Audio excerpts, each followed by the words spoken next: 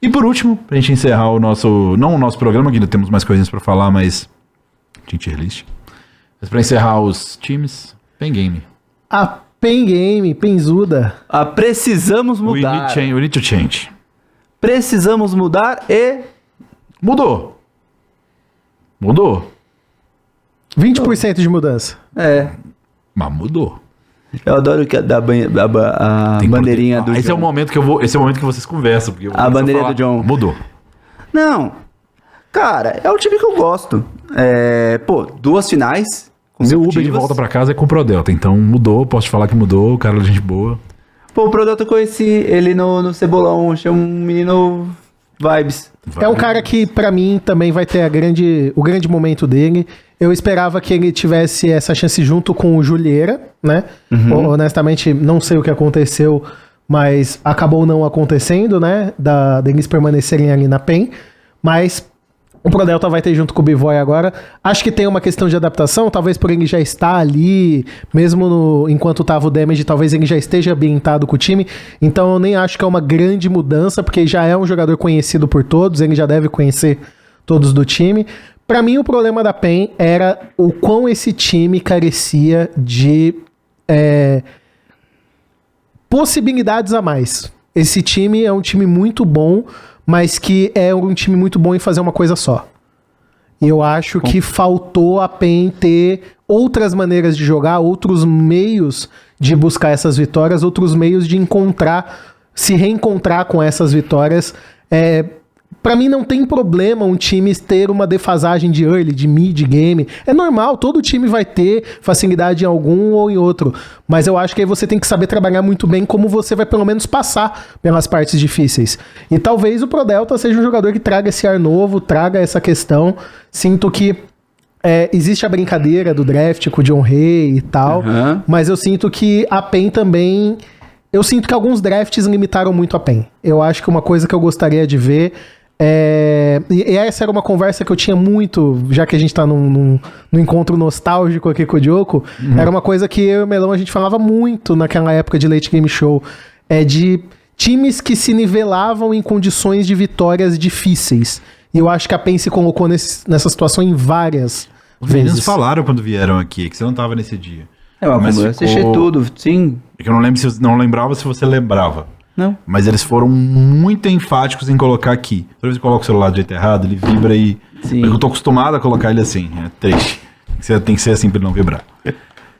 Os meninos da PEN, os 3 brasileiros, quando eles vieram, eles falaram que eles realmente tinham poucos jeitos de jogar e eles precisavam de encontrar esses caminhos para mais criatividade, propor coisas diferentes. E o que eu entendo quando o Cheiro chegou, e pela conversa com ele e tal, eu não tô vazando nada, tô falando que qualquer um que assiste pode perceber. Ele tem um jeito de trabalhar muito específico na maneira como ele vê League of Legends. Ele vê tudo de uma forma muito metódica e é um metódico bom, tanto que a PEN foi campeã com ele. E principalmente os mid laners que trabalham com ele, todos falam que melhoraram muito com o trabalho dele. Porque ele era mid laner também, que é aquele KVA meio esquisito de todo coach que foi player. Então, eu entendo que isso tem seu valor, isso funciona, principalmente para metas onde você pode usar o mid para sequestrar um jogo. Em que sentido? Por exemplo, quando você tem Zoe no meta, porque a Zoe é um pick sozinha. Se você tem um time todo que entende como joga com ela, ela sequestra uma partida, todo mundo joga em função dela e o time adversário fica, meu Deus, eu não consigo andar em certos lugares do mapa. Eu sinto que essa Zoe para esse split vai se chamar Nico. Pode se chamar Nico. É um pick que faz algo muito parecido. Muito parecido. E em questão não necessariamente de range e tal, mas em questão de poder sequestrar um jogo. Então, o meta passado não era tão bem assim, porque o mid era muito mais playmaker. E não que isso seja ruim de forma nenhuma, mas isso leva a uma dinâmica, quando junta com os outros 5, diferente, que necessitava dessa abertura. De você não ser tão metódico e às vezes meter o louco mesmo. Sim. Criar oportunidades. A PEN reconheceu isso. Foi pro bootcamp. Aprenderam bastante lá. Isso eles falaram abertamente aqui com a gente também. E assim, existe aquela máxima de esporte tradicional também, que quando uma coisa acontece várias vezes seguidas, teoricamente quem aprende mais é quem perde no encontro. Então você teve um encontro Loud e PEN 2 vezes já. 3-0, 3-0? De fato. Quem provavelmente aprendeu mais com isso, dada as duas situações, foi a PEN. Mas sabe que quando você pega o histórico dos dois times, é bem próximo o nível de vitórias e derrotas? Sim. Claro que nas finais aí a Loud sobressai, Sim. mas se você pega no espectro geral, é um confronto bem próximo. Deixa eu levantar uma questão. Levanta.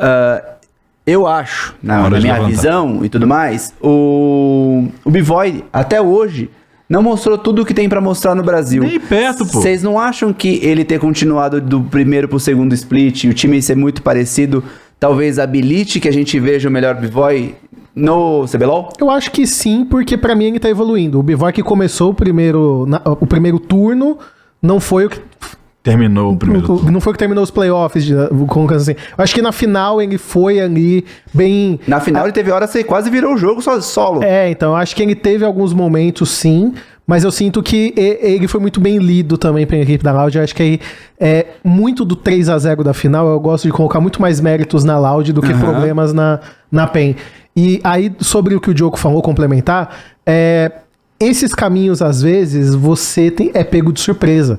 O LoL é um jogo tão complexo que a gente já teve historicamente várias coisas, vários momentos, que não é uma coisa natural.